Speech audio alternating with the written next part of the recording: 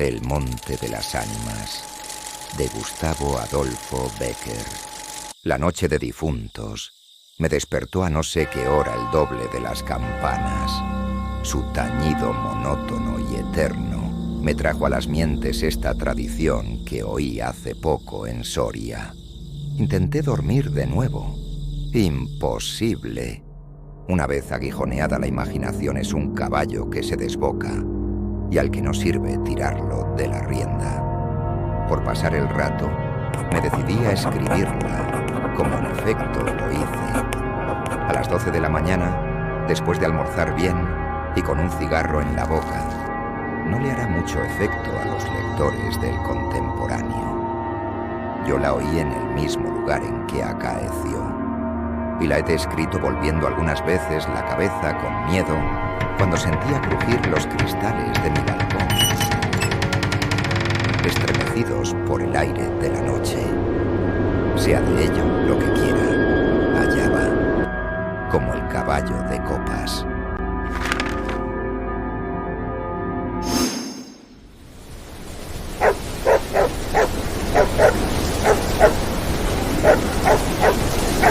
Atad los perros, haced la señal con las trompas para que se reúnan los cazadores y demos la vuelta a la ciudad. La noche se acerca, es día de todos los santos y estamos en el monte de las ánimas. ¿Tan pronto? A ser otro día, no dejara yo de concluir con ese rebaño de lobos que las nieves del Moncayo han arrojado de sus madrigueras. Pero hoy es imposible. Dentro de poco sonará la oración en los templarios y las ánimas de los difuntos comenzarán a tañer su campana en la capilla del monte.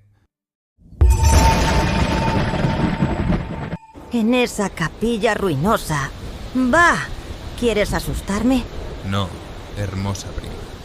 Tú ignoras cuánto sucede en este país, porque aún no hace un año que has venido a él desde muy lejos. Refrena tu yegua. Yo también pondré la mía al paso. Y mientras dure el camino, te contaré esa historia. Los pajes se reunieron en alegres y bulliciosos grupos. Los condes de Borges y de Alcudiel montaron en sus magníficos caballos y todos juntos siguieron a sus hijos Beatriz y Alonso, que precedían a la comitiva a bastante distancia. Mientras duraba el camino, Alonso narró en estos términos la prometida historia. Ese monte que hoy llaman de las ánimas pertenecía a los templarios, cuyo convento ves allí, a la margen del río. Los templarios eran guerreros y religiosos a la vez. Conquistada Soria a los árabes, el rey los hizo venir de lejanas tierras para defender la ciudad por la parte del puente, haciendo en ello notable agravio a sus nobles de Castilla, que así hubieran solos sabido defenderla, como solos la conquistaron. Entre los caballeros de la nueva y poderosa orden y los hidalgos de la ciudad fermentó por algunos años, y estalló al fin un odio profundo. Los primeros tenían acotado ese monte, donde reservaban caza abundante para satisfacer sus necesidades y contribuir a sus placeres. Los segundos determinaron organizar una gran batida en el coto, a pesar de las severas prohibiciones de los clérigos con espuelas, como llamaban a sus enemigos. Cundió la voz del reto, y nada fue aparte a detener a los unos en su manía de cazar y a los otros en su empeño de estorbarlo. La proyectada expedición se llevó a cabo. No se acordaron de ella las fieras. Antes la tendrían presente tantas madres como arrastraron sendos lutos por sus hijos. Aquello no fue una cacería, fue una batalla espantosa. El monte quedó sembrado de cadáveres. Los lobos, a quienes se quiso exterminar, tuvieron un sangriento festín. Por último, intervino la autoridad del rey. El monte, maldita ocasión de tantas desgracias, se declaró abandonado, y la capilla de los religiosos, situada en el mismo monte, y en cuyo atrio se enterraron juntos amigos y enemigos, comenzó a arruinarse. Desde entonces, dicen que cuando llega la noche de difuntos, se oye doblar sola la campana de la capilla, y que las ánimas de los muertos, envueltas en jirones de sus sudarios, corren como en una cacería fantástica por entre las breñas y los zarzales. Los ciervos braman espantados, los lobos aúllan, Las culebras dan horrorosos silbidos, y al otro día se han visto impresas en la nieve las huellas de los descarnados pies de los esqueletos. Por eso en Soria lo llamamos el Monte de las Ánimas, y por eso he querido salir de él antes que cierre la noche. La relación de Alonso concluyó justamente cuando los dos jóvenes llegaban al extremo del puente que da paso a la ciudad por aquel lado. Allí esperaron al resto de la comitiva, la cual, después de incorporársele los dos jinetes, se perdió por entre las estrechas y oscuras calles de Soria.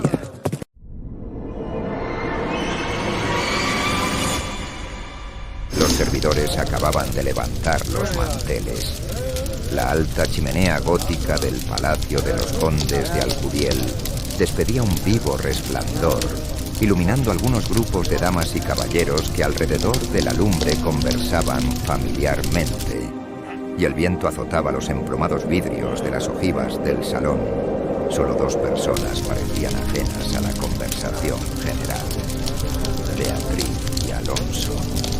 Beatriz seguía con los ojos y absorta en un vago pensamiento, los caprichos de la llama. Alonso miraba el reflejo de la hoguera chispear en las azules pupilas de Beatriz. Ambos guardaban hacía rato un profundo silencio. Las dueñas referían, a propósito de la noche de difuntos, cuentos temerosos en que los espectros y los aparecidos representaban el principal papel.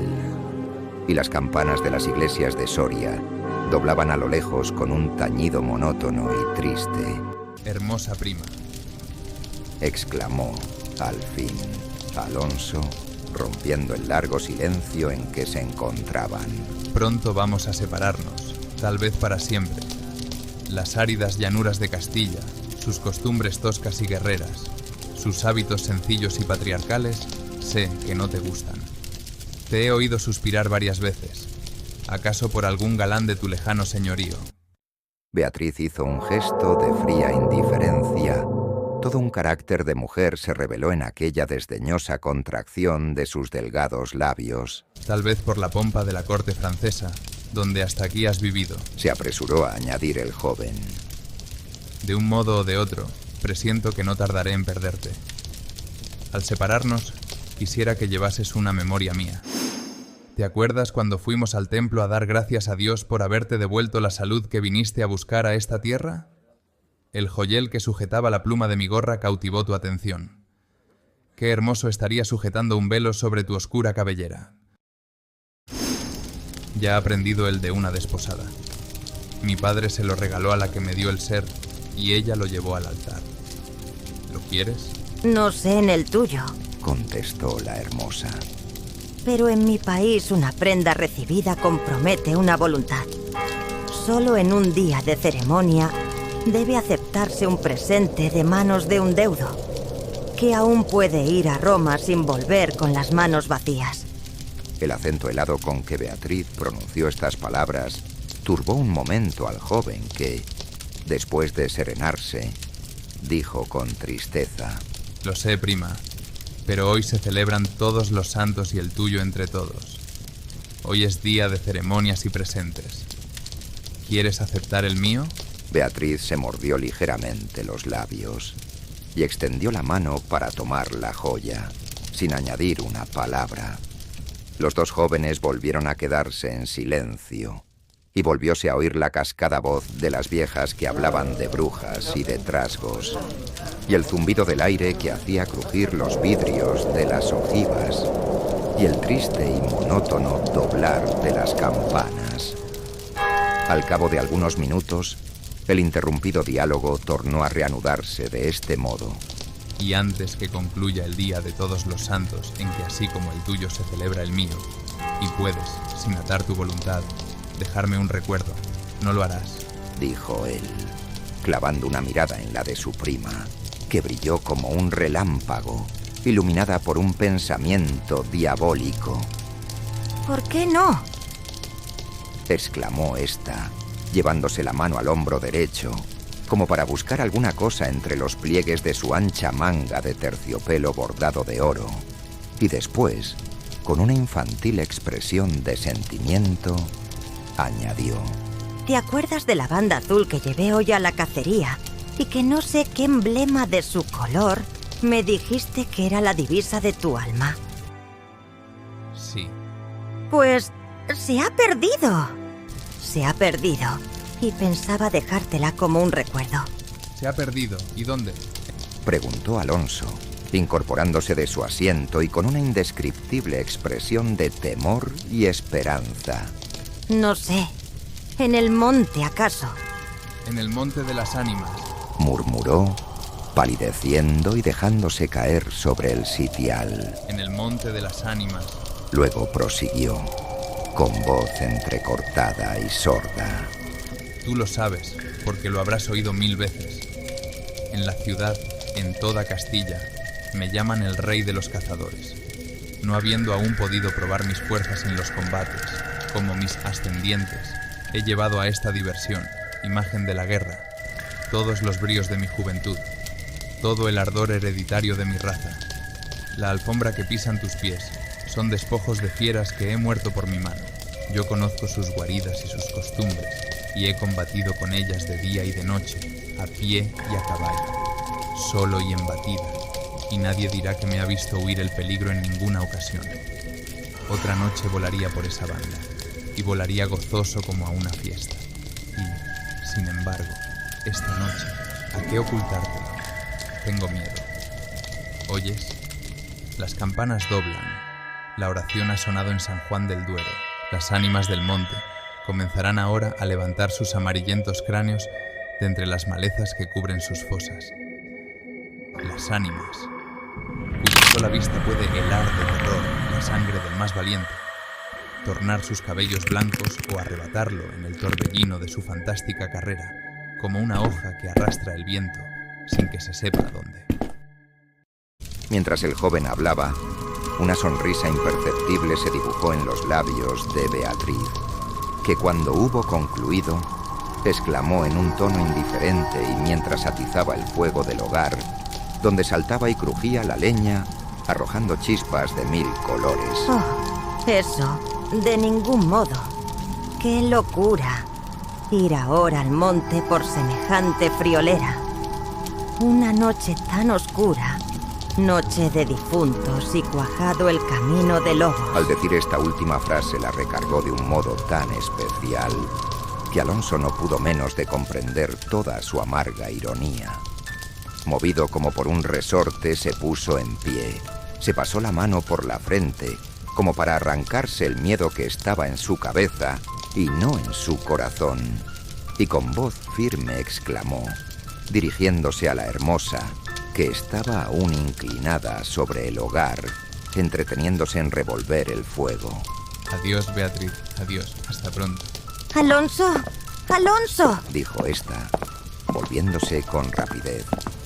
Pero cuando quiso o aparentó querer detenerlo, el joven había desaparecido. A los pocos minutos se oyó el rumor de un caballo que se alejaba al galope.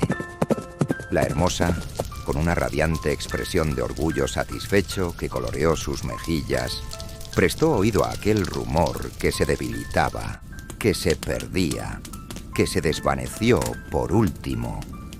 Las viejas, en tanto, continuaban en sus cuentos de ánimas aparecidas. El aire zumbaba en los vidrios del balcón y las campanas de la ciudad doblaban a lo lejos.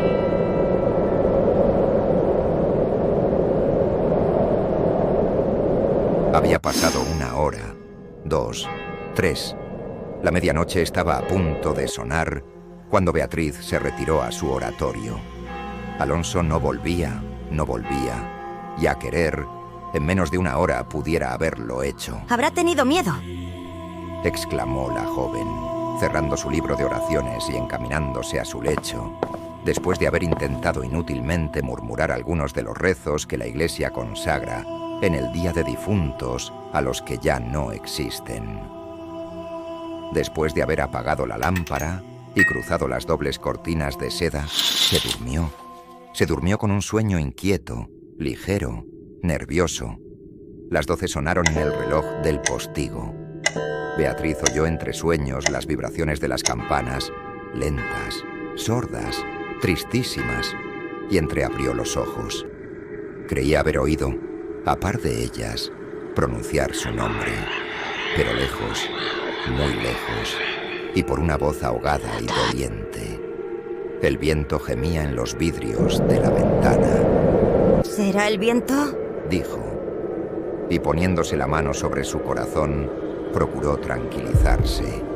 Pero su corazón latía cada vez con más violencia.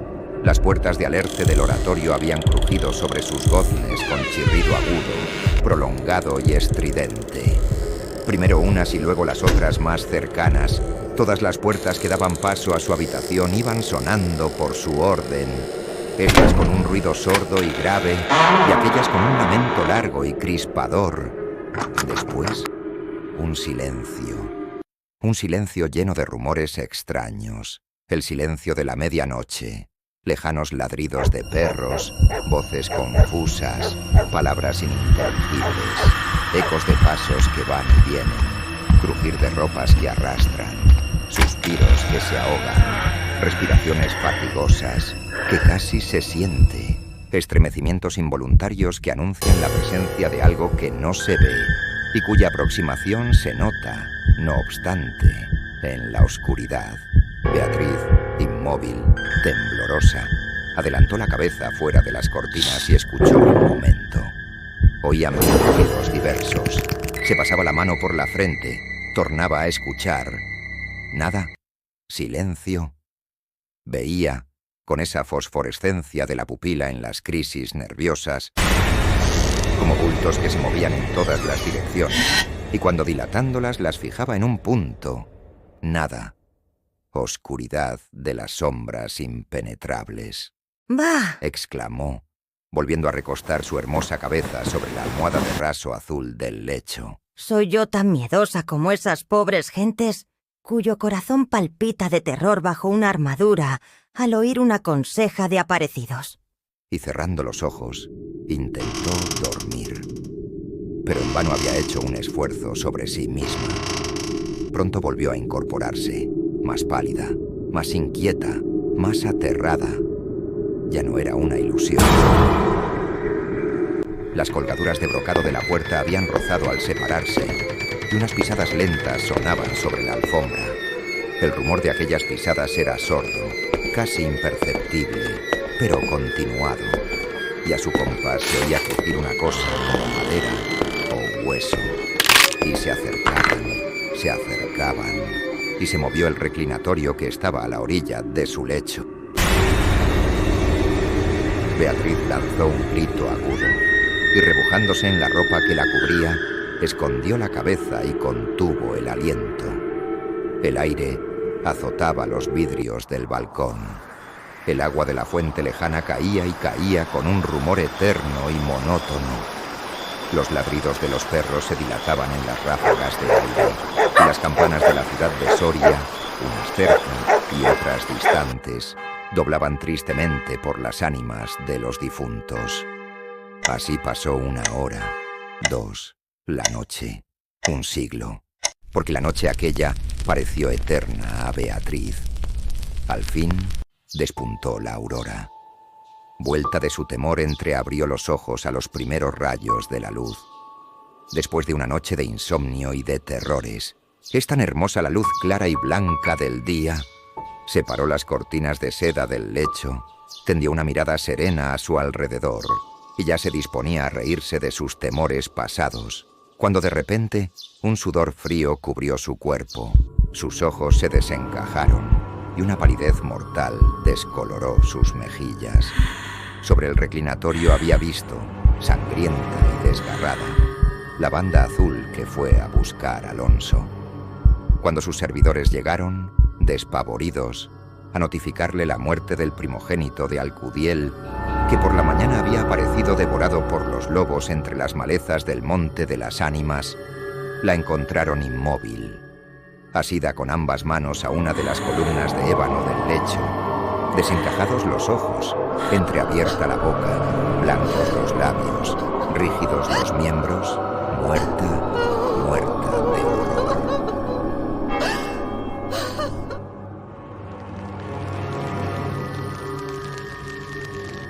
dicen que después de acaecido este suceso, un cazador extraviado que pasó la noche de difuntos sin poder salir del monte de las ánimas y que al otro día, antes de morir, pudo contar lo que viera, refirió cosas terribles. Entre otras, se asegura que vio a los esqueletos de los antiguos templarios y de los nobles de Soria, enterrados en el atrio de la capilla, levantarse al punto de la oración con un estrépito horrible y, caballeros sobre osamentas de corceles, perseguir como a una fiera a una mujer hermosa y pálida y desmelenada que, con los pies desnudos y sangrientos y arrojando gritos de horror, daba vueltas alrededor de la tumba de Alonso.